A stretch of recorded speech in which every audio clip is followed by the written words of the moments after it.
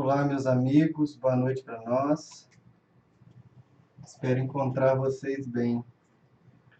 Hoje nós tivemos mais um pequeno contratempo com a montagem do nosso estudo, né, o lançamento no YouTube, mas estamos aqui e tenho certeza que na semana que vem tudo há de correr bem, a gente não vai ter nenhum soluço, nenhum contratempo, né? Nós hoje damos continuidade ao capítulo de Denis, perdão, em que ele aborda para nós o perispírito como esse instrumento, né, como esse elo que permite a ligação entre corpo biológico, material, orgânico e corpo espiritual. O espírito, né? O perispírito, em realidade, ele seria o próprio corpo espiritual. A gente começou, então, esse capítulo 21 no estudo passado, e a gente vai continuar vendo como que o Denis desenvolve para nós o tema, ok? Então, o que eu vou fazer? Eu vou acompanhando o livro e vendo aqui também as mensagens de vocês. E aí, depois eu volto para responder as perguntas. Se surgirem questões, então, ao longo da fala, vocês coloquem as questões aqui e eu volto para responder, né? A gente, então, parou na semana passada, quando a gente estava falando do perispírito ser o intermediário, né? E aí eu acabei me alongando bastante nas considerações que o Denis faz a respeito disso. E aí, nós vamos continuar hoje acompanhando um pouco das funções do perispírito. E aí eu quero então ler com vocês um trechinho de um parágrafo em que Denis diz assim: é no cérebro desse corpo espiritual que os conhecimentos se armazenam e se imprimem em linhas fosforescentes. E é sobre essas linhas que, na reencarnação, se modela e forma o cérebro da criança. Assim, o intelecto e o moral do espírito, longe de se perderem, capitalizam-se e se acrescem com as existências deste. Daí as aptidões extraordinárias que trazem ao nascer certos seres precoces particularmente favorecidos. Vamos lá, então.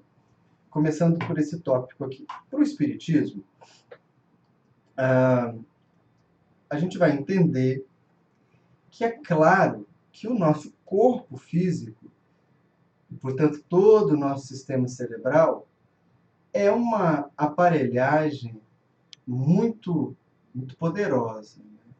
Um computador muito poderoso, que é capaz de armazenar memória, que é capaz de armazenar informações, mas que tem data de validade. Ou seja, por mais sofisticado seja o seu corpo físico, por mais que seja uma máquina com grande potência, a gente sabe que no momento atual da nossa humanidade, esse computador que a gente veste físico, biológico, ele vai ter uma duração máxima de 90, 100 anos, se a gente for muito, muito feliz, né? Se a gente tiver muita longevidade. Ocorre que, ainda que a gente possa comparar e deduzir que dois cérebros sejam muito parecidos ou tenham, pelo menos biologicamente, as mesmas características, nós vamos perceber que, ainda assim, há entre os indivíduos um conjunto de aptidões, de tendências, mesmo de facilidades, que ou não foram aprendidas nessa vida, ou não foram, pelo menos, aprendidas com tanta desenvoltura.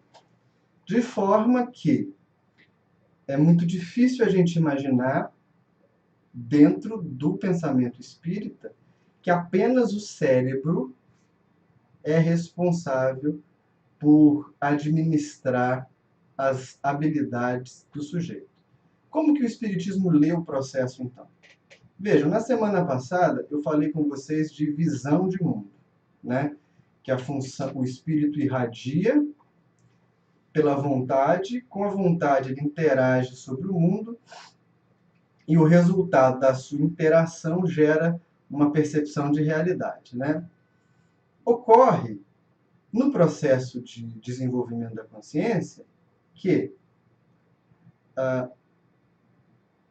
todas as experiências vivenciadas pelo espírito, elas têm um peso, elas têm um valor essencial, ou seja, um valor nelas mesmas, e que é responsável por mostrar para o espírito que ele talvez já tenha tentado um determinado caminho e aquele caminho ele não deu certo. Então, as memórias de uma vida para outra, elas precisam existir em alguma medida para que o espírito se resguarde de errar novamente em lugares por onde ele já passou. E como que isso acontece? Aí que é interessante. Bem, toda a experiência do espírito, ela é armazenada na consciência, que é o que Denis está chamando aqui para nós desse cérebro do perispírito. Aqui não dá para saber se ele está usando bem uma linguagem literal, me parece que não, porque ele não teria informações sobre isso, ou se ele está tomando uma analogia. Nós podemos escolher aqui tomar uma analogia. Todas as experiências que o espírito passou por elas, em todas as suas existências, elas não são perdidas. Elas nunca são perdidas.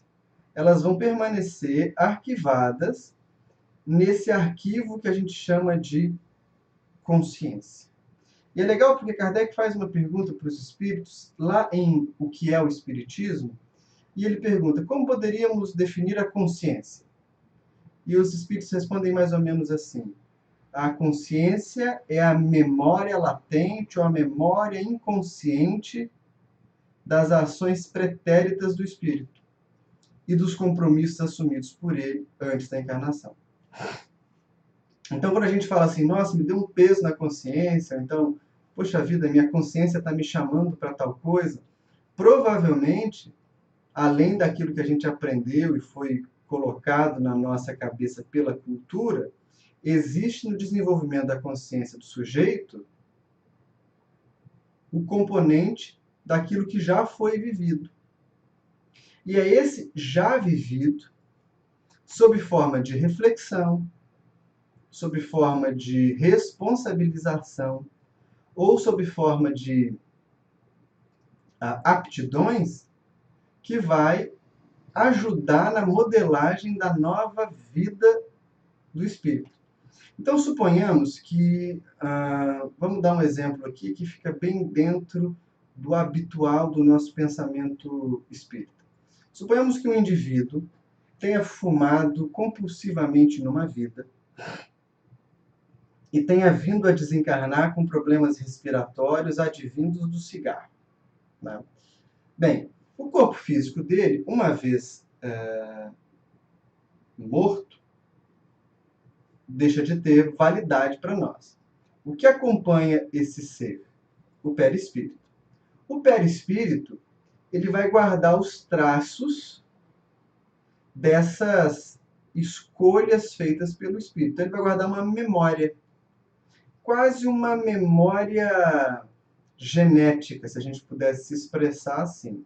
Só que ela não é bem genética porque ela não envolve apenas fatores de caráter genético, mas ela envolve também questões de caráter consciencial.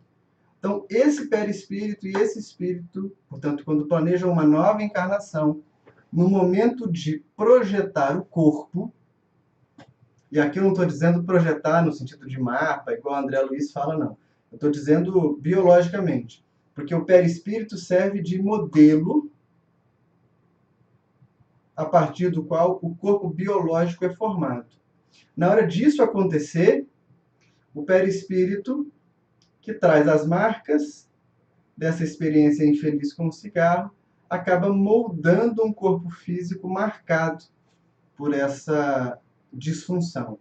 E aí o corpo tem uma determinada vulnerabilidade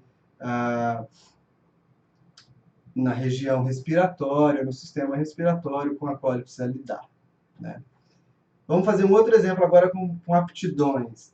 Às vezes o espírito guarda uma aptidão muito grande para música, e a gente sabe que há determinadas áreas cerebrais que são mais voltadas para cada tipo de arte, para música, para ciências, né? Esse espírito que teve uma grande habilidade na música e que, portanto, desenvolveu seu equipamento psíquico numa existência pregressa naquela área, quando o perispírito vai modelar o novo corpo, pode transferir para o corpo essas aptidões, né? Então, ele muda a aparelhagem biológica? Na maioria das vezes, não. O que ele faz é permitir que ela se reorganize de modo que essas aptidões se tornem invisíveis mais facilmente.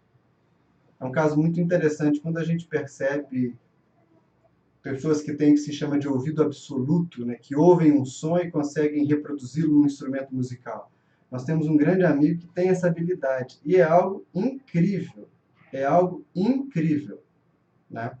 Isso certamente não é dessa vida, até porque ele ganhou um instrumento musical e quando começou a tocar pela primeira vez, ele disse para nós que ele não queria o instrumento, ele queria um videogame. Mas quando foi fazer as suas aulas e tal, a aptidão apareceu. Eu tive a oportunidade na Casa Espírita uma vez de presenciar uma cena que eu nunca tinha visto em outro lugar.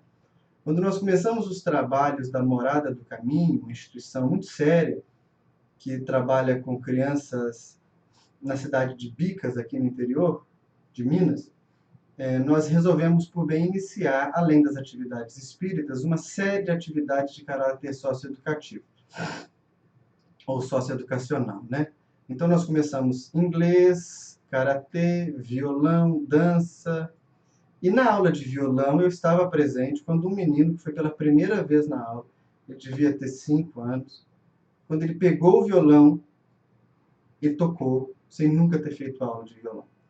E é claro que ele não tocou assim como se fosse um exímio instrumentista. Ele precisou de treino para isso, mas o fato dele, na primeira vez que pegou o violão, conseguir reproduzir o som e demonstrar familiaridade com o instrumento, demonstra que aquela familiaridade, na verdade, já existia, né? Já estava ali. E estava ali por quê? Porque o perispírito registra isso. Por isso a gente às vezes fala, nossa, tem uma facilidade tão grande para tal coisa e tanta dificuldade para tal outra, porque aqueles campos que a gente assimilou na vida de espírito como habilidade vão ficar marcados em nós. E aí, assim, a gente tem que ser muito objetivo e pouco romântico nesse aspecto. A gente tem que compreender que todos nós temos aptidões conquistadas em vidas passadas. Há companheiros espíritas que adoram uma prática de se diminuir, de se dizerem incapazes. Não, todos nós temos aptidões. Pode acontecer da gente não ter encontrado ocasião para demonstrar as aptidões, mas todos nós as temos, né? Então todos nós vamos construir conhecimento. Por isso que, para o Espiritismo, é sempre interessante que o espírito encarnado se mantenha em aprendizado contínuo. aquelas histórias que a gente vê em jornal, senhora de 80 anos passa em vestibular. E tal. Isso para o espírito é muito interessante. E é interessante porque esse conhecimento não se perde, né? É no perispírito que está organizado o nosso arquivo psíquico. Organizado não é bem a palavra, não. Porque não é pelo fato de ele guardar informações que nós podemos acessá-la de qualquer forma, né? Esse, inclusive, é o princípio que diz para nós que o que vai conseguir dar capacidade para mobilização das aptidões do perispírito é o desenvolvimento espiritual do ser. Quanto mais ele consegue mergulhar na lei divina, mais capacidade de mobilizar o perispírito ele tem. E por que eu estou dizendo isso? Porque tem gente que imagina assim, então quando eu morrer eu vou lembrar de todas as minhas vidas passadas? Não, não vai. Porque talvez você não tenha condição para isso. Há espíritos que vão viver tempos na erraticidade e vão recordar uma existência passada. Agora, os grandes iluminados, aquelas almas mais maduras, que compreendem os mecanismos da lei, que, portanto, não se impactariam com toda essa dor, podem olhar para trás e perceber tudo que fizeram para conquistar aquele estado de amadurecimento. Então, para o espírito, o perispírito ele é uma ferramenta. E aqui, pessoal, a gente precisaria fazer um parênteses do tamanho do mundo, tá? Porque, Kardec, quando começa a estudar o perispírito, na verdade, começa a estudar os fenômenos psíquicos, ele vai definir um corpo espiritual, perispírito, ponto. Mas nós temos outros autores pós-Kardec, e nós temos espíritos também que começam a descortinar para nós que aquilo que a gente chama de perispírito, na verdade, é uma sobreposição de corpos ou de estruturas espirituais, que vão desde aquele perispírito mais denso que a gente vê em nosso lar, até corpos ultra sutis, como o do próprio Cristo, né? Isso é um assunto talvez para outro momento, eu não queria entrar nisso não, mas o que eu posso dizer de maneira bem simples é que há corpos espirituais, não é um só, e a obra de André Luiz é uma grande referência para nós nesses estudos. A gente pode até pensar nisso numa próxima vez. É interessante quando a gente olha isso em André Luiz, porque tem uma cena que eu não sei se chamou a atenção de vocês. Num determinado momento da obra, o que acontece? André Luiz dorme. Quando ele dorme, ele sonha. E no sonho ele vai encontrar com a mãe numa colônia espiritual que está mais elevada. Só que ele está morto, né? Não tem corpo físico. Como que o perispírito dorme e ele desdobra? O que é o perispírito, então? Essa é uma passagem só, mas a gente vai ver várias vezes na obra de André Luiz aparecerem expressões como corpo emocional, corpo mental, vários corpos, corpo astral, e isso seria pauta para a gente desdobrar o perispírito. Mas eu não vou fazer isso aqui. Então, eu só quero dizer que ele vai servir sim como modelo organizador do nosso campo biológico, tá certo? Denis continua dizendo assim, a elevação dos sentimentos, a pureza da vida, os nobres impulsos para o bem e para o ideal, as provações e os sofrimentos pacientemente suportados, depuram pouco a pouco as moléculas perispiríticas, desenvolvem e multiplicam suas vibrações. Isso aqui é muito interessante. Por quê? Porque a gente tem que observar o perispírito como essa ferramenta. E é preciso cuidar da ferramenta para que ela funcione bem, né? É quase como se o perispírito precisasse ser atualizado como um programa de computador. E o que atualiza o perispírito? A própria evolução. Para que a gente possa fazer isso, a gente tem dois recursos, que o Denis fala para nós aqui. A gente tem um recurso de ordem teórica e um recurso de ordem prática. O recurso de ordem teórica é quando a gente está falando da elevação do pensamento, um aprimoramento, um aperfeiçoamento da visão que a gente tem da realidade. Isso que faz para nós é o estudo das leis espirituais.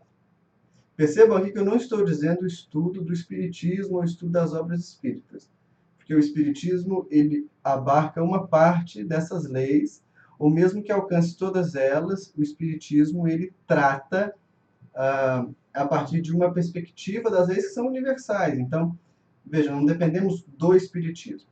O primeiro processo de evolução para o ser e, portanto, para o perispírito é o conhecimento da lei. E o segundo é a conduta, a vida do sujeito, né? Ou seja, quando a gente passa pelas provações, a gente vive experiências, quando a gente aprende a provar o mundo a partir de um paladar diferente, nós estamos lidando com experimentação. E isso depura o perispírito. Por que que o sofrimento depura? Né? Essa é uma pergunta legal de responder, porque há muitos companheiros, e aqui a gente tem que dizer, né, que não entendem nada de espiritismo e que vão defender a ideia de que no espiritismo a gente gosta do sofrimento, defende o sofrimento, acha o sofrimento uma coisa fantástica. Não, ninguém gosta de sofrer, né?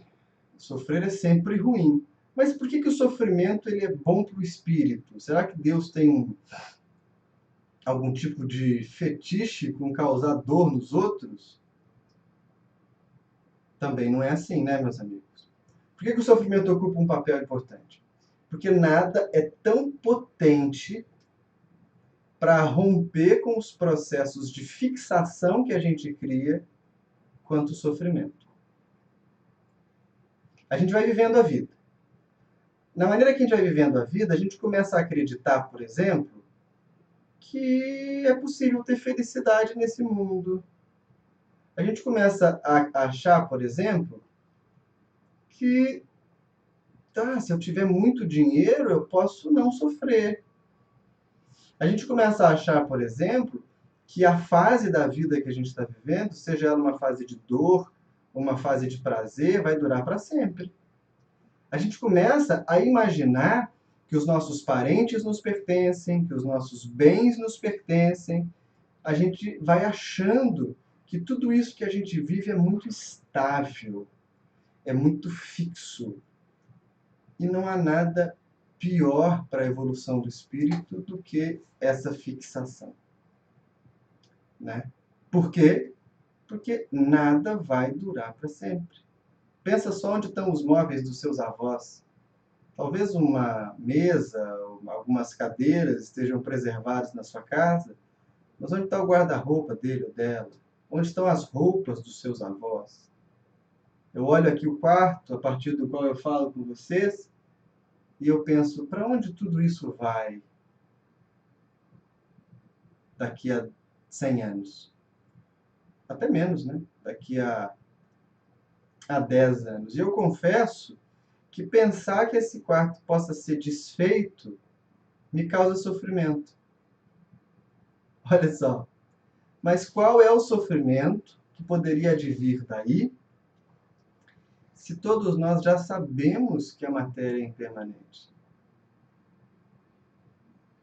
Quando, então, diante de uma situação inesperada, ou mesmo uma situação que já era esperada, o espírito sofre, ele só sofre porque ele criou apego. E aí, quando ele cria esse apego, o sofrimento vem e ele é o tanquinho do perispírito. Ele vai lavar o perispírito do apego. Ele vai tirar do espírito essas fixações e vai mostrar para o espírito que ele é mais do que ele acredita que é. Então, por isso o sofrimento é importante. A gente precisaria sofrer para evoluir? Claro que não. Por que que a gente sofre, então? Porque a gente se apega terrivelmente as nossas experiências. Terrivelmente. Vamos ver aqui as questões que apareceram, porque parece que já apareceram algumas. O Paulo Sérgio pergunta assim: se o espírito muda de perispírito quando muda de mundo, onde encarna, como ele pode reter lembranças físicas se não no espírito? Veja só, o que a doutrina fala para nós, Paulo, não é que ele troca de perispírito, mas é que o perispírito é elaborado a partir da matéria que caracteriza cada mundo.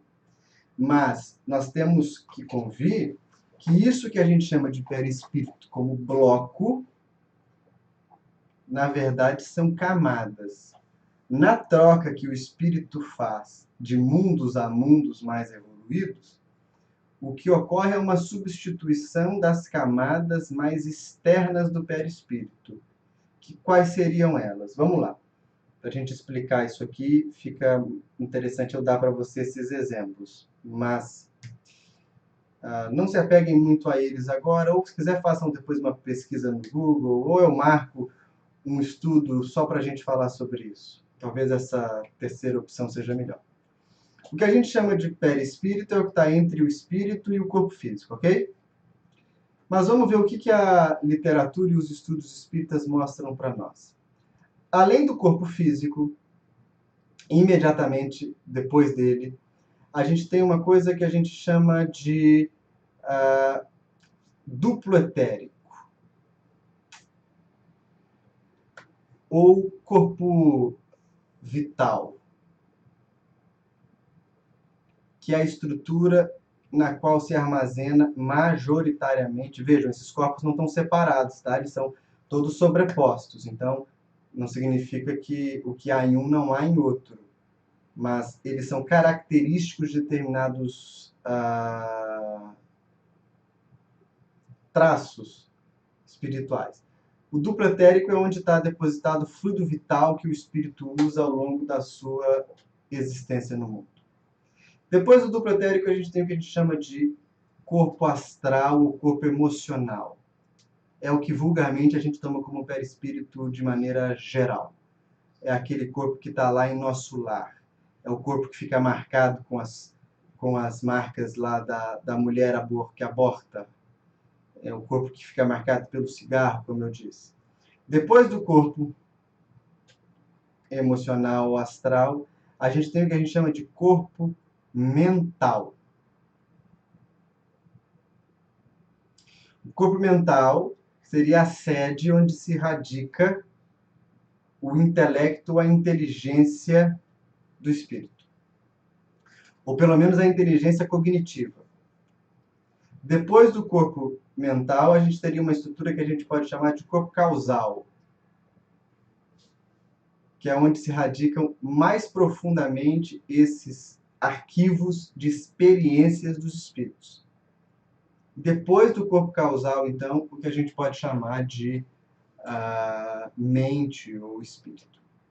Quando um ser troca de mundo, ele certamente carregará consigo o corpo causal, porque se há perispírito, há corpo causal, lá em cima. E dependendo da mudança que se dê, ele vai carregar outras estruturas. Pode carregar o corpo mental, pode carregar o corpo astral até, de modo que a troca de mundo não inviabiliza a memória. Pelo menos não sob a ótica do perispírito. Tá ok? Vamos ver aqui. A Luísa Medeiros diz: Vinícius, há uma corrente que diz que a memória espiritual fica no espírito e que o perispírito não possui memória. Sim, acredito que existe essa corrente.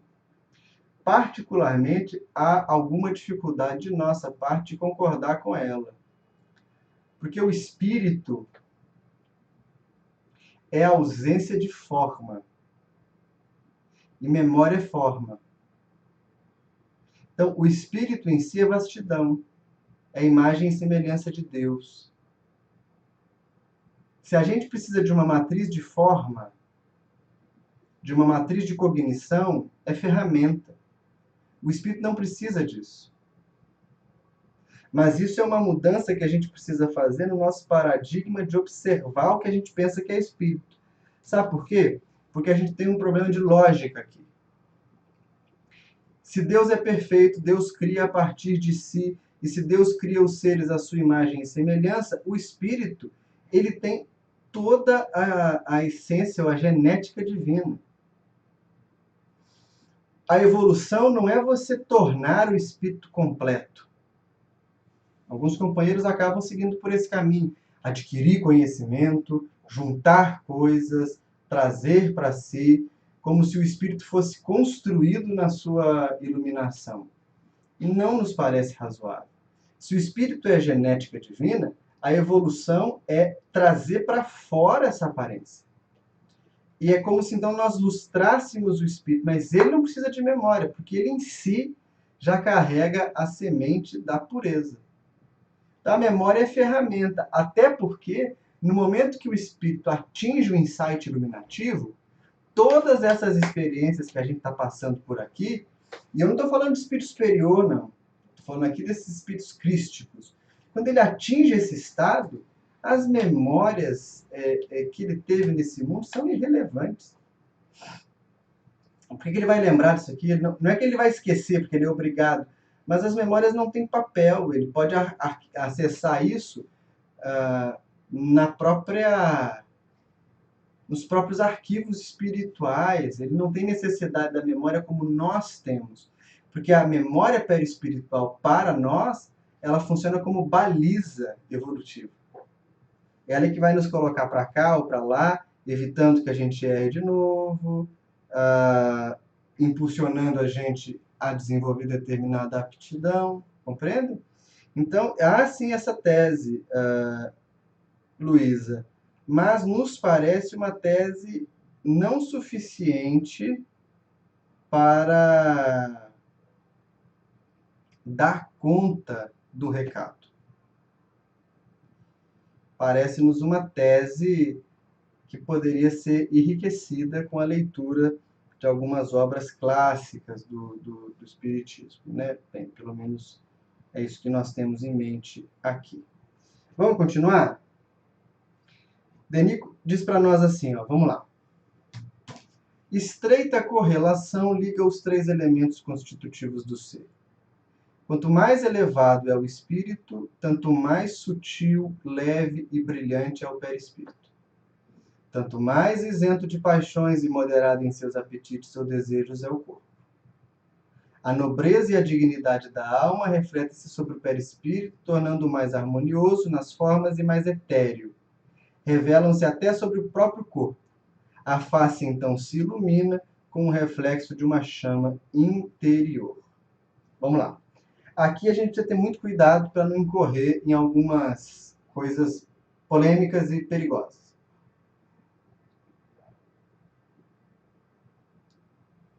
Quanto mais amadurecido o espírito, mais sutil e mais puro é o perispírito que terá. Certo? Quanto mais sutil o perispírito, mais belo o corpo. Certo? Então significa que todo espírito, melhor, vamos ao contrário, que todo corpo bonito é morada de um perispírito e de um espírito puro? Não, óbvio que não, né, gente? Por quê? Porque aqui Denis está abordando de maneira rápida uma questão que ela é bem mais sutil. Se a gente for reparar os nossos grandes modelos de virtude e santidade, e aqui eu posso citar o Chico mesmo, como talvez o nosso maior modelo. Se nós formos observá-lo esteticamente, de acordo com os padrões do tempo, da vestimenta, da cultura, vocês vão de concordar comigo que o Chico não era nenhum Bruno Gagliasso, nenhum Reinaldo Gianecchini, nenhum Tom Cruise, né? Na verdade, não era possível disfarçar o estrabismo dele, a perda dos cabelos, os problemas de visão. O Chico tinha um corpo que, em quase qualquer pessoa, não seria um corpo bonito, concorda? Mas a gente olha para o Chico, e quem teve oportunidade de conviver com ele, de olhar para ele, de estar com ele pessoalmente, vai lembrar que é muito difícil achar o Chico feio.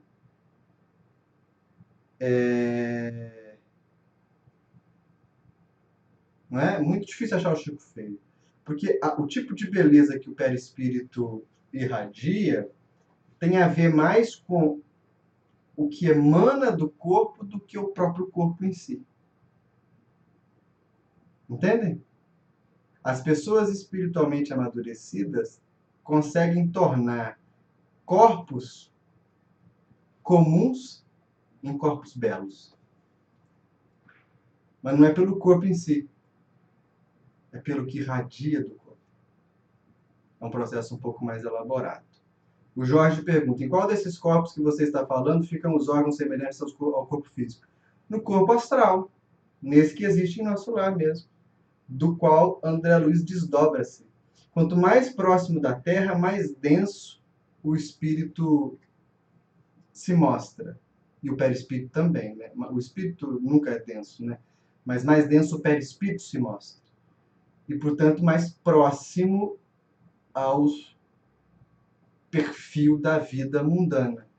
Por isso que em nosso lar eles não só bebiam água, mais do que isso, eles comiam. E há um relato lá na obra a respeito de uma rebelião que acontece porque eles queriam comer. E aí o governador tinha substituído a comida pelo caldinho reconfortante. Se lembram disso? É o corpo astral. O Leonardo pergunta assim: o espírito é criado simples e ignorante e precisa de tempo para evoluir e depurar? Ou somos criações perfeitas e oscilamos entre bons e maus hábitos em movimentos pendulares?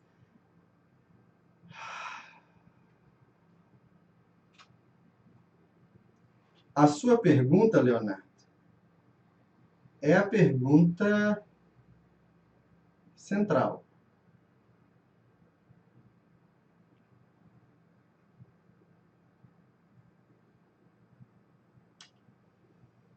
Que eu não consigo responder agora.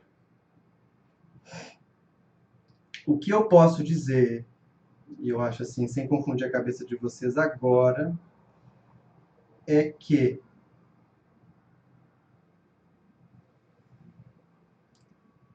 Deus, sendo perfeito, não pode criar nada imperfeito. Por um problema de lógica.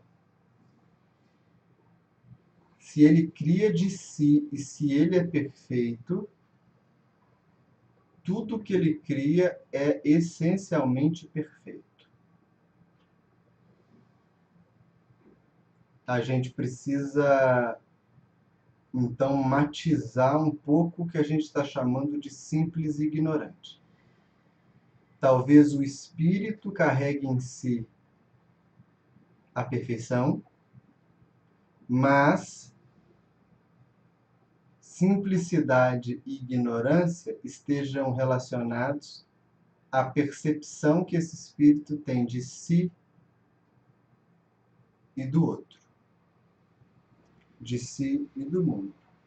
Quanto aos movimentos pendulares, que você pergunta e diz aqui bons e maus hábitos,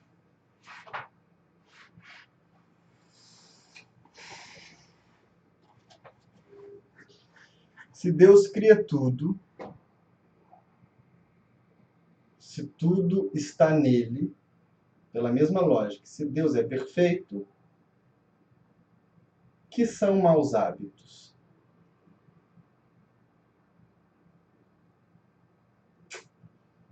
A gente precisa, então, colocar em perspectiva a nossa fala. Para nós encarnados, há uma série de questões que precisam ser vistas e que dizem respeito a depurar a conduta. e a gente depura a conduta para manter a visão. Se a gente sobe um pouquinho o sarrafo e observa a partir da lente do espírito imortal, bom e mal some completamente, a gente entra no campo de uma experiência evolutiva que traz no seu bojo a capacidade de libertar o ser, qualquer que seja ela. Tanto a que a gente chama de boa, quanto a que a gente chama de ruim. Esse tema é um tema delicadíssimo da metafísica espírita. Eu gostaria de abordar ele a noite inteira. Eu sugiro que vocês deem uma voltada nos nossos estudos e revejam um estudo que eu falo um pouquinho sobre o monismo. Se eu não me engano, foi o estudo que eu fiz no feriado do Dia dos Professores. Eu fiz num outro lugar, eu estava viajando. 12 de outubro, veja se é esse dia ou 15 de outubro, uma coisa assim. Lá eu falo sobre o monismo e eu abordo um pouquinho essa questão que você me pergunta. Não é nem simples ignorante, nem pendular ao mal. Deixo vocês com uma pulga atrás da orelha.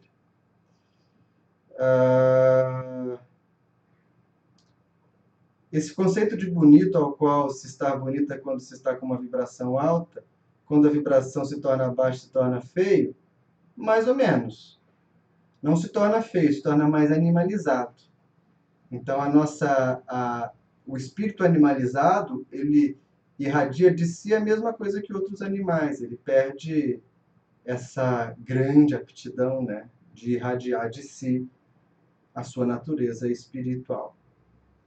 De fato, Paulo Sérgio, movimento pendular promoveria retrocesso.